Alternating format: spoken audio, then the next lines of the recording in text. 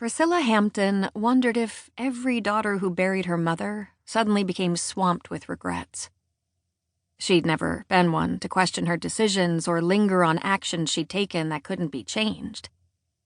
But staring up at her childhood home, facing the task of cleaning out her mom's personal belongings, she was pretty much sick with what-ifs. The overly large Tudor house still seemed as if it was judging her as she walked up the curvy pathway leading to the sweeping arch doorway. Pris had never liked the way the two giant windows gave off an eerie yellow glow from the sage-green stucco, like eyes stuck in a deep-set face. The balcony dead center reminded her of a flat nose and had been the bane of her mother's existence. A perfect escape route for teen girls to sneak out at night. The lower brick should have lent an elegant, timeless tone, but it all ended up looking like a mishmash of old and new. Still, it was the only family home she'd ever lived in. After the divorce, Dad had given the house up without a fight, moving on and moving in with his newest love interest. She'd blamed him, of course, until she realized her mother hadn't seemed to care, which somehow made Pris angrier with her than with Dad. It would have been easier if Mom wanted revenge or insisted her daughters hate him. Instead, she'd snatched Pris's right to bitterness and swept all the messy emotions away with her usual sunny smile, encouraging them to have a healthy relationship with Dad and not worry. Did her mother ever get exhausted by the endless pursuit of perfection? Always having to be nice and forgive and put everyone else first, without resentment? Pris trembled as she thought of her beloved mother alone in her hospital bed. Once again, refusing to ask for help, hating to bother anyone with her issues, even sickness, and dying alone.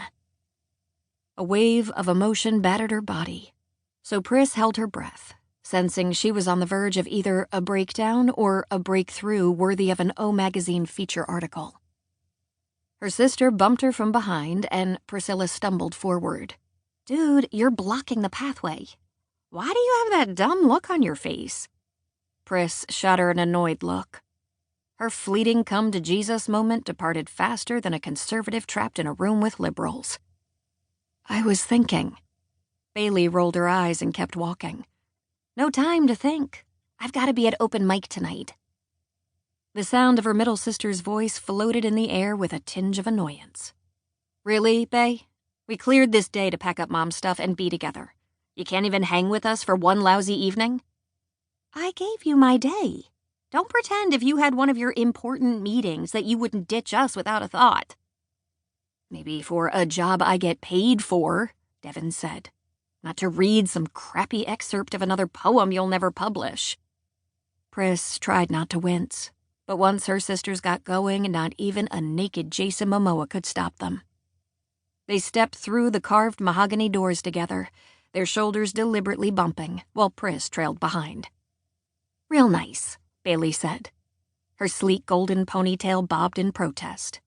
"Go ahead and judge my life, but at least I'm not pretending to be someone I'm not. And I'm not wasting mine doing nothing worthwhile while I pretend to search for meaning," Devon retorted. They'd just arrived, and it was starting already. Her temples throbbed with the beginning of one of her migraines. Not today. She refused to let them hijack this day for their familiar arguments. When they'd been younger, Pris had been jealous of her younger sister's close relationship. Being 5 years older than Devon forced her to be the leader, even though Devon had always been bossier. But like everything else, Pris had taken on the role believing that was what was needed. It also erected an invisible barrier between her siblings she'd never been able to overcome. "Guys, can we just focus? The estate handlers come tomorrow, so all we need to do is Mom's bedroom. They'll take care of the rest.